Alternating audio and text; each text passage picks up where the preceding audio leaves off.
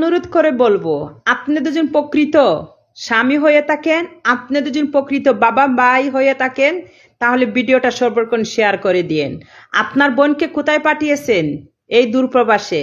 আপনার বোন টাকাগুলো কিভাবে ইনকাম করতেছে সেটাকে আপনার বোনকে জিজ্ঞাসা করেছেন? আপনার মেয়ে কিভাবে এই দূরপ্রবাসে আছে সেটা আপনি বাবা হয়ে কখনো জিজ্ঞাসা করেননি? আপনার স্ত্রী যে দিনের পর দিন পরিশ্রম করতেছে, কিভাবে সে আপনাকে টাকাগুলো হাতে তুলে দিতেছে সেই কথাগুলো জিজ্ঞাসা করেননি?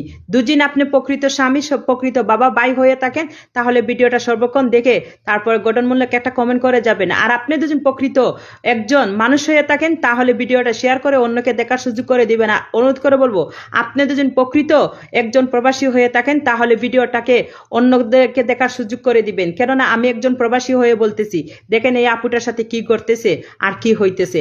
আমরা প্রবাসীরা কোনো জায়গায় সেফ না।